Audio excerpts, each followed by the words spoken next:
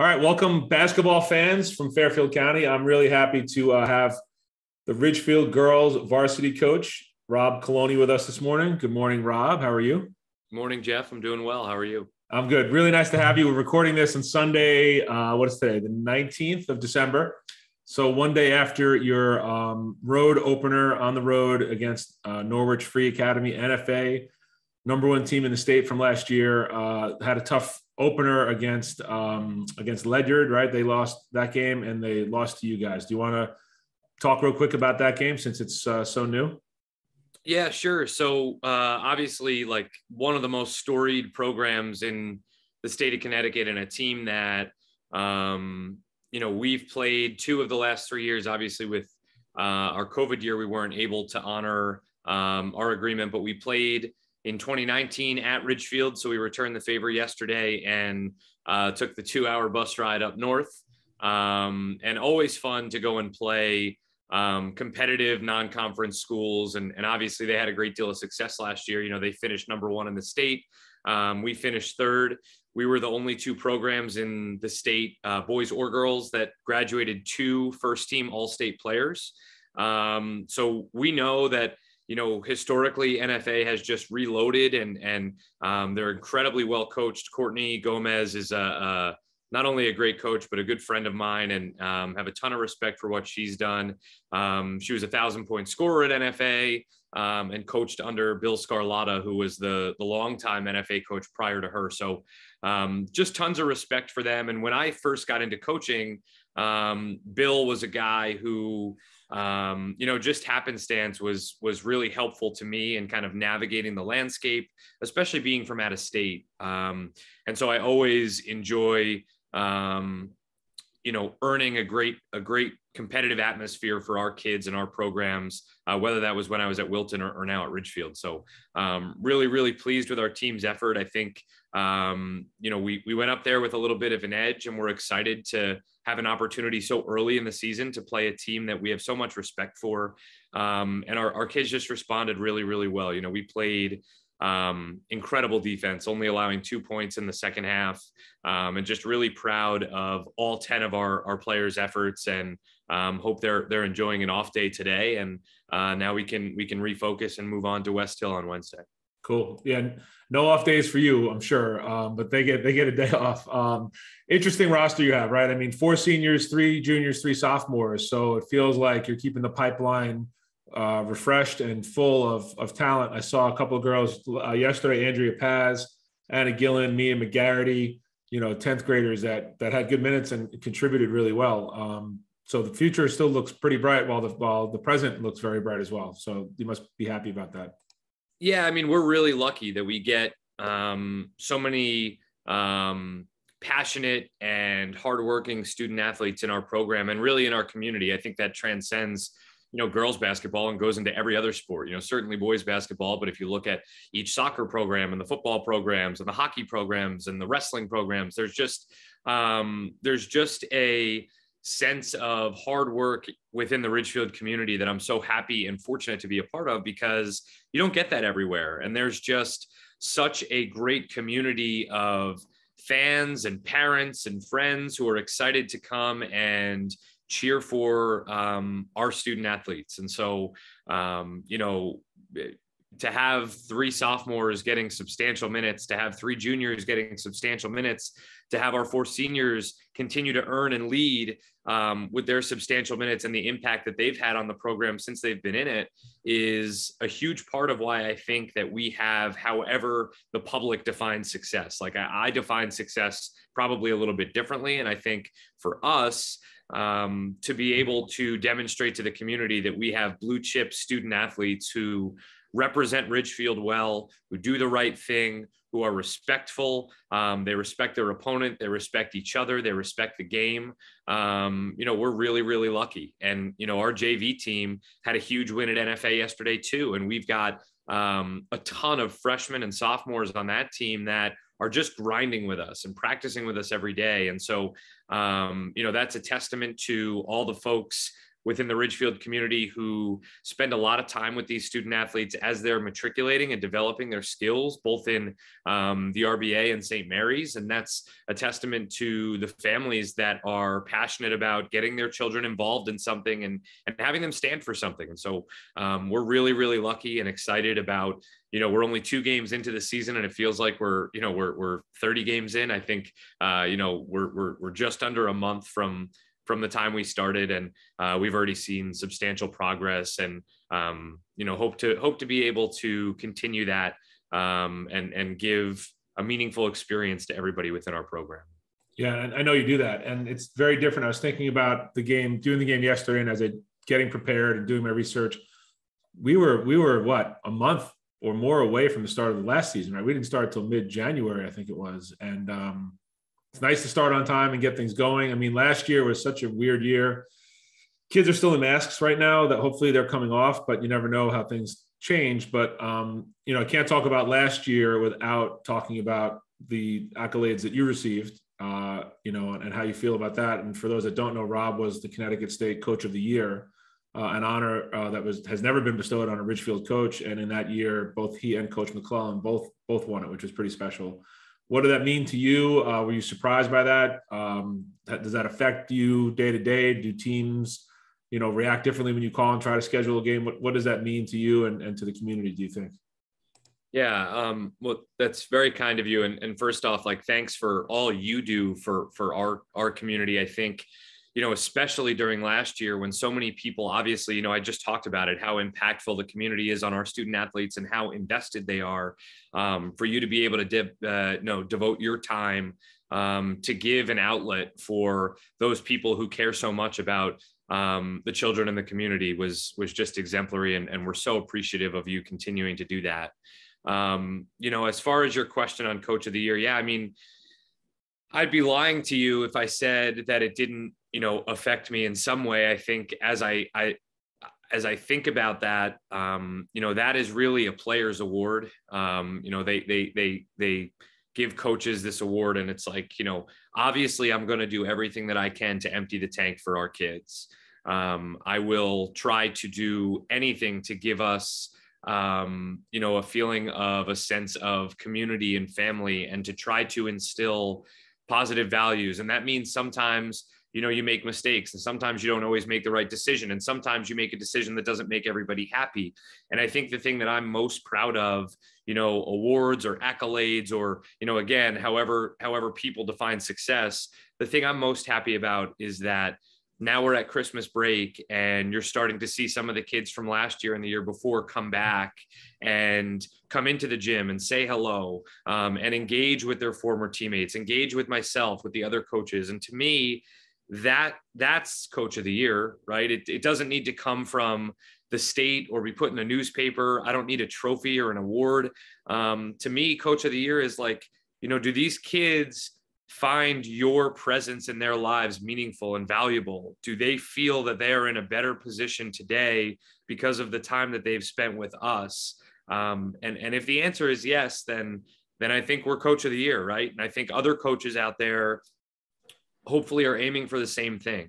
When I joined Ridgefield, I didn't know anybody in this community. I had spent a long time in a neighboring town, really trying to grind through to earn respect of the student athletes and their families, and to demonstrate that I was here in my mind for the right reasons. And, to have had a memorable season like we did last year, to have a memorable season like the year prior, to hopefully have a memorable season this year. And that's whether or not we win a championship.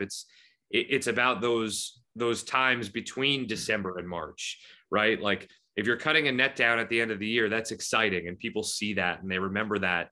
But the student athletes in the room, the people in the program, they remember the time between December and March, right? And so if we're doing our job on January 11th, if we have positive impact on February 3rd, then, people are going to make their decisions on Coach of the Year, and that's great. But I think the return on the investment of time and energy and effort for these young people is feeling more valued and feeling more accomplished when they leave the high school. And so that's really what we're shooting for. And, sometimes that success that's public facing will follow if we can do those things correctly. But for me, it's really about trying to provide an exciting and meaningful experience year over year, watch people get put into roles that maybe they weren't in a year ago, and to have some personal success that leads to team success, and to teach them about what that all looks like. Because as well as anybody, and a lot of people out there know, you can think that you have this magic elixir to have success and you can win, but that doesn't always directly correlate with sustained success in your life. And so I think if we can teach our kids about preparation and how that leads to, potentially winning a basketball game, and how we can teach them about accountability and how that potentially leads to, future accolades or allowing them to develop properly. I think that's really what we're after. And I think our kids are starting to hold each other more accountable. They're starting to understand that our standard is going to come above any of our goals. That's our kind of motto this year is SOG, right? Our standard over our goals. If we can hit our standard, right? Showing up on time, being present, being vocal, being transparent, being honest, right? Something's not going our way. Let's talk about that. If you're upset, let's talk about that, rather than just assume that everything's going to be fine and, be on the bench or be in practice and be distracted. Like we talk about coming into the gym and dropping your baggage at the door and just playing, right? Being together and valuing that time that we have, because last year we didn't have it, right? Like you said, we had a truncated 8-week season that was over in a flash, January 26th to March 27th, and we were done.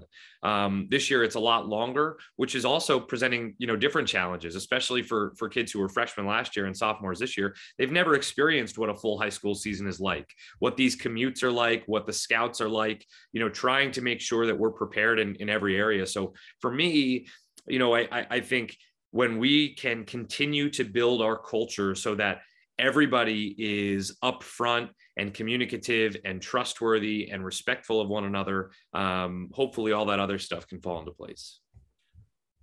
Yeah, I mean, you said a lot there, and I think you said it all. It's, I don't think that the Trumbull team from last year on the girls' side or the West Hill team on the boys' side tried any less hard or didn't do anything right. I mean, at the end of the day, you won that last game, right? And that doesn't mean maybe as much as it might mean to the outside world, like to you as it might seem to the outside world, right? I mean, you won a game, that's great. You won it because of all those things that came before. And the Trumbull team did their things too, right? It just came down to, whatever it came down to. And who knows, right? In that moment, it was an unbelievable game, great comeback, and, two very good programs, very well coached, great athletes on both sides. It was just, it's what sports is about. And I think maybe people forget that sports isn't about just winning and losing. Maybe that's in the top 5, top 3, depending on who you are, but all those other things that you bring to the table and bring to these kids, I think is wildly important. And, I had some of your girls, watching yesterday and checking in and watching the team like they care, and they're still involved. And, you give them this gift, to enjoy the moment and work hard and prepare, but that follows them wherever they go, as they go out to college and into the workplace and into their relationships after high school. Those are important things that I think as coaches, I know I like to do as well, much like you, is sneak in those life lessons without them knowing about it. Right. And, and we're both in the corporate world. You figure that stuff out when you're out there. Like, you feel bad for people that kind of don't know that stuff. Right. And you have some empathy for that, but you're teaching these kids a great life lesson about how to be accountable, responsible, prepared. I think it's great. And they don't even know how good they have it. That's the best part of being a teenager, right? Like, they just think this is what it's like everywhere, right? And they don't realize how special it is at the time you put in to this program and your coaches and the care that you have and just the energy that you put into it. It's staggering. And for those who see it from afar, there's sometimes guys, there's an expression at the high school, there's sometimes guys and all the time guys, right? And you're an all the time guy. And I think when people come to a game and sit down and watch, they just think they're looking at a basketball game, and they don't realize that everything that's going on that floor has been prepared for, orchestrated, practiced, taught to a level that they can execute at. And I think it's awesome. And I think it's one of the best parts about being a coach, right, is guiding these kids to a place where they didn't know they could go, right, and figuring it out. I think that's the greatest gift, is seeing them click, when something clicks, right? That's got to be the best. Well, that journey, right? Like, you know, the Trumbull game's a great example, right? So down 13 at the half, and yeah, we came back and won, and that's great. But why did we come back and win, right? It wasn't that we did anything differently. It was this feeling in our kids, you know, that they had fought for something and they were going to go out and earn it. And I, you know, that's such a lesson in itself right there. Like at the end of the game, I was like, I can't believe we just won. But the championship and cutting down the net and the trophy and all that stuff, that was so secondary, because those kids will never forget those 16 minutes, right? They will never forget how they came together and figured it out. And that's a lesson in problem solving. You know, basketball was so secondary. I mean, it was a championship game. It was a basketball game. But in my mind, like, as I reflect back on that, so secondary to look at the adversity you just overcame. Look what you did because of a group of people, right? We don't have our best player in Katie Flynn, right? Kelly Chittenden gets injured, our next senior leader. So we're down to one of our senior captains on the floor. Kyle Weiskopf on the bench with foul trouble, right? We're throwing people in, and it was just like, yeah, we're ready, because they stood for one thing, and that was one another. And at that point is when I realized, like, this isn't about basketball, right? We've done something here. And what we've done is we've proven to these kids that we is stronger than me, and that we can do things together. And if that's win a basketball game, or if that's solve a Rubik's Cube, or if that's, shovel snow, whatever it is, there was strength and unity there. And I hope that they carry that with them in their hearts. And they may not see that, you know, as finitely as I believe I see it right now, but I think that they will. Yeah, I agree. And what is it, you know, it's not many coaches that get to cut down nets. What does that feel like? You know, I was there, I was jumping around in the back, you know, watching the game, but like for you, that must be, gosh, I don't know. Is it surreal? Are you in shock? Like, when does it hit you? What does it feel like in the moment and in the days, you know, that come after that, where, you know, in my business, you know, it's funny, the end of the year is coming up, and we run these P&Ls all year long, and we know how much we make it. And then you come in on the first day of the new year and everything's reset to zero. Right. And like, it's not a downer. It's kind of like, all right, let's dig in again and start over again. Is it similar for you? Like, you know, that whether you won or lost that game, I know you're going back to work pretty quickly afterwards. Maybe take a day or two off, or a week or two, and travel and relax. But what is it like to win a game like that, and then to wake up the next morning and be like, okay, now no state tournament either, right? So that was a little bit of a bummer, but how does that work for you? Yeah, I mean, I think, you know, we have this saying in our program that I tell them before every game, and it's success is on you and mistakes are on me. I want them to play loose. I want them to understand that, you know, there's nothing that we can do. It's not like practice where we could say, hey, stop and let's look at something. We don't have that luxury. So I don't want them to ever feel stifled or stymied by, you know, what I might think. And I like to think that we've got a really good relationship with our program, and that they have a respect for me that's pretty special, because they know how much I care and love them. I think, you know, it's in both instances. In 2020, when we won, I think I just moved to the end of the floor and stood still. And I think I did something similar last year. You know, I was very lucky that we were able to get a few fans in the gym last year, and that we were home. So I had my fiance Kelly and my parents behind me. And so I think after I, you know, realized that Cassie had missed that shot, I kind of just stood there for a second, and Brosco gave me a huge hug. And then I gave a hug and a kiss to my family behind me. And Emmett O'Malley ran over and kind of like picked me up, and you know, I wanted them to celebrate it. So to be honest with you, I felt a little awkward. Like Tony, our trainer, was holding the ladder, and all our kids were going up, and I was still on the outskirts of the floor.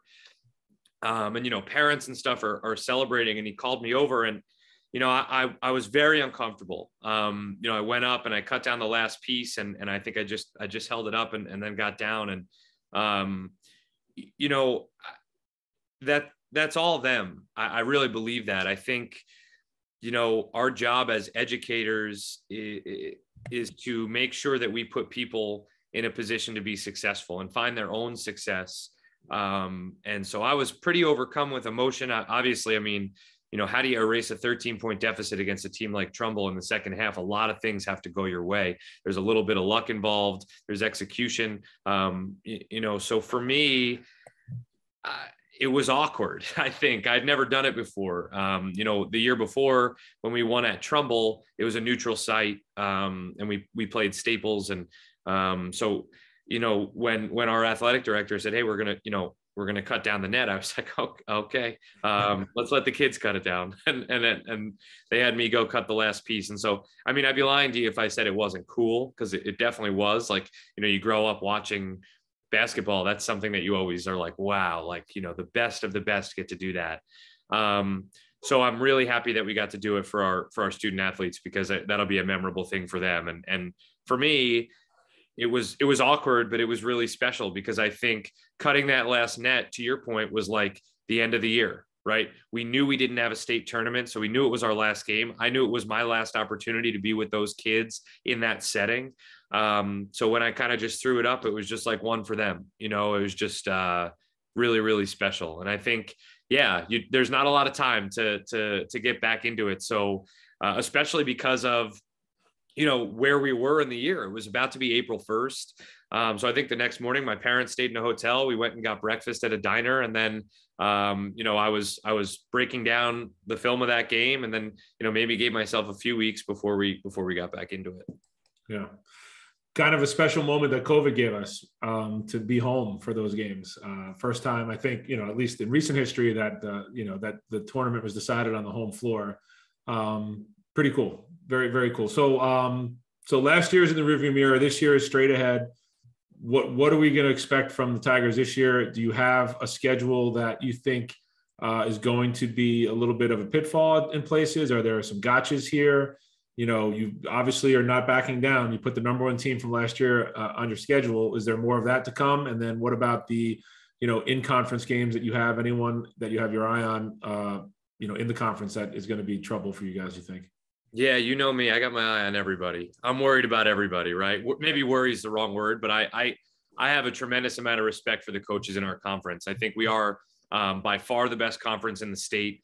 I think the dedication of the coaches and the passion of the coaches and the relationship that I've been fortunate enough to build with so many of these hardworking individuals and their student athletes makes it so exciting. I mean, when you start to get to know all these people and you value the way that they go about their business the same way that we do, that's really special, right? And a lot of, I think that even more so to another degree, is the special relationship that our players have with opposing players, especially within the FCIAC, because they've been playing in the FCBL against each other for many years, or they play other sports against each other as well. And so that stuff is so cool when you get to just see that relationship on the floor and the respect that they have for each other, but also the way that they just go at each other. I just have a tremendous amount of respect for that. And it's no different in the coaches arena as well. Our non-conference schedule, in my opinion, was incredibly, incredibly competitive. So 2 of the 5 games have been completed, Laurelton Hall and NFA. We open our conference play this Wednesday against West Hill. West Hill started the year 2-0. They gave us fits last year in our COVID season. And Mike Smerigliano is a tremendous coach. He's a 2-sport coach, one of the best volleyball coaches in the state of Connecticut as well. Obviously, LaDanya at Ridgefield is a hell of a volleyball coach too, especially considering that she coaches both the boys and the girls, which is amazing. So we are definitely very focused and take West Hill very seriously. And then our other non-conference games, we welcome John Jay from New York as part of our Tyler Ugelin Memorial Tournament, our inaugural tournament that'll take place over winter break this year. The neat thing about that is that there are 4 boys and 4 girls teams in that tournament. And on day 1, at least on the 27th, our girls team will play at 5:15 and the boys Ridgefield team will play at 7. And just when you talk about strengthening community, that was something that for Coach McClellan and I was really, really important, that, we were able to provide an experience for the community where they could come and cheer on the hard work that our student athletes and the dedication that our student athletes and the preparation that our student athletes put forward. So really excited about that. So we have John Jay on the 27th, and then on the 29th, we'll play the winner of Newington and Newtown. Newington's second in the state right now. An unbelievable team, incredibly well coached. Mark Tancredi up there does an incredible job.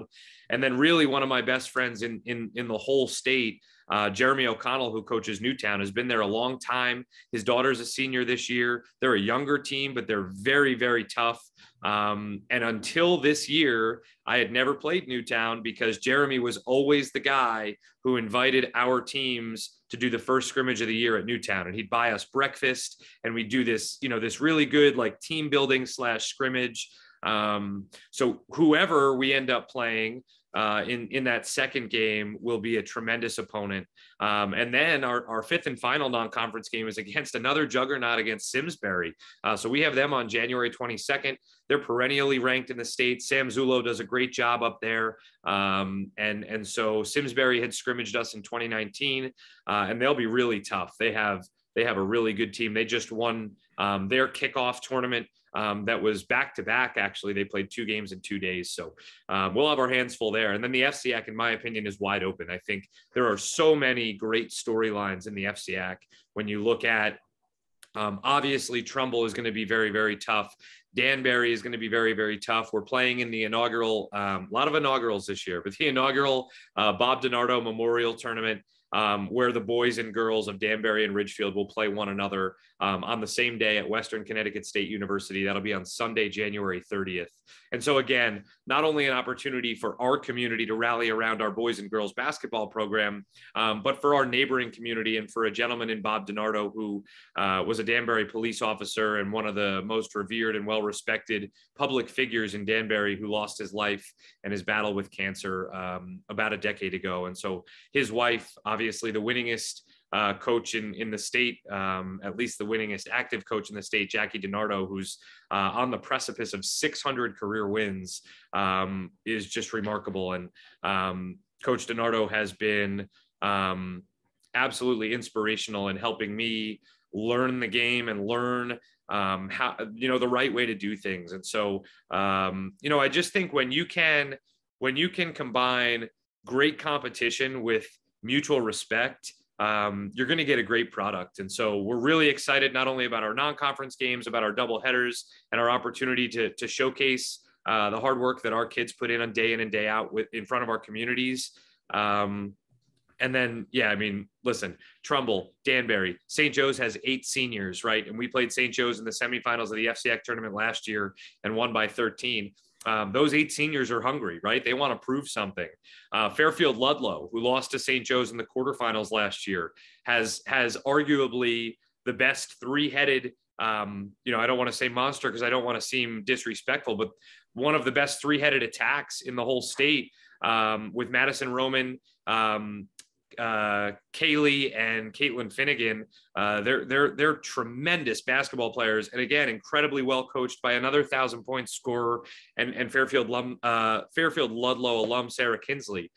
You've got Rashamel Jones coaching Greenwich. I'm not a Connecticut guy, but everybody keeps telling me about Rashamel Jones and how great of a player he was at UConn. I'm sure that he will right that ship. And Chris Hernandez, who did such a great job there for so many years at Greenwich, he's inheriting a really, really nice program there. And we would be remiss if we didn't talk about Staples or Norwalk or, all these other teams that, Staples lost 1 game in the regular season last year before they played us. So they finished the year 10-2. So, there are so many good teams, and on any given night, any one of those teams can defeat you. Didn't even talk about Stanford, preseason top 8, played one of the toughest first games in the state against Sacred Heart Academy, got a big win yesterday at Pomperog. So listen, any one of these teams could be the last team standing. And so the beauty of what we get to do is we get to provide a competitive experience for our student athletes across the conference every single night. And we get to text each other afterwards and congratulate our peers on their hard work and their success. So I'm just so excited to have fans back in the gym, so excited to be able to play this competitive schedule, to be able to play everybody. And really provide that experience for our kids and share that experience with kids in other schools. So it's going to be a ton of fun. And I know that at the end of the day, if we've done our jobs correctly, our student athletes and our program as a whole will be really proud of the experience they had. Yeah, man, I'm excited just hearing you talk about it. And it sounds like you got a lot of work to do. You can't waste time talking to me too much longer, but that's like, wow, a lot of respect for your out of conference stuff that you're setting up, especially with the in-conference stuff that you just reviewed. It like, people need to realize that it's really competitive out there. And we got a little buddy in the picture there. And I want people to realize that it's not the first annual, right? This is very important to me. It's very important to me. First annual cannot exist. So. Rob and I and Coach McClellan, we put together a little golf thing for the Tigers this year, the Booster Club, and I wanted to call it the first annual. And Rob corrected me that it's not the first annual, it's the inaugural. So good wordsmithing there. Well, listen, we're going to have, your road games. We're going to put on my channel and do what we did when we can, and the home games. We'll see what happens. Hopefully, people come out and support the Tigers in person. And we really hope that the gyms are full and that the ugly C word doesn't get involved again with our season. COVID can stay away, let these athletes play. Watching the game yesterday from NFA, like cheerleaders in the gym. The dance team was there. I heard fans like kind of, trying to rattle your players to the foul line. Like, I love that stuff. That's what it's all about, And I think was it Paz or Rubio who gave him a salute? Paz, yeah. Paz, yeah. We had to have a little salute about that. Yeah, we had to have a little conversation about that. Let's handle our business. The great thing about Paz, I could say a million great things about all of our kids.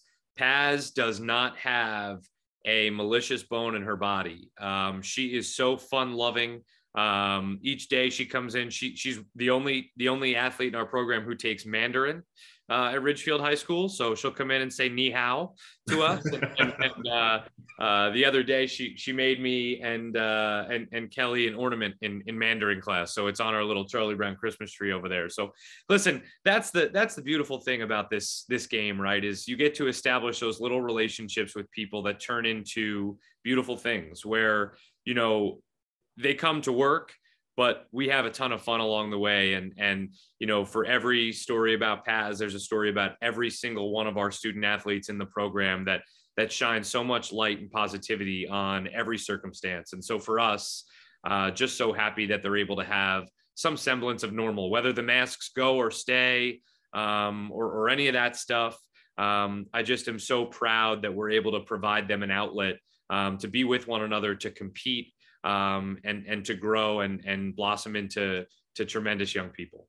Yeah. And I'd be remiss if I didn't thank you for all the hard work you do in the community. Not only do you run the program, coach the team, you're involved in the youth program in town with the RBA, and you've been to St. Mary's Gym, helping the girls teams out there, very available and very approachable, very likable. People love having you in the gym, and the girls love, you're a basketball celebrity in this town, right? And when you can walk into a gym and help a young girl out and just be there, it means a lot. And so it means a lot to me to have you involved. So thank you for that. And, we're cheering for you. We wish the best for you and Kelly. You made an announcement here, so that's great. Congratulations to you two. And she gets all the credit on my availability and accessibility, I think.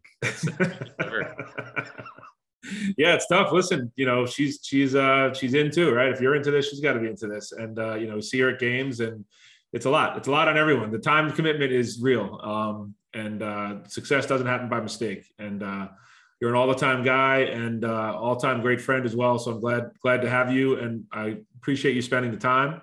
And we will be at the next game, which is what you said, West Hill Wednesday. West Hill on Wednesday, yes, sir. Yeah. So go Tigers. We'll see you on Wednesday, Coach. Thank you very much.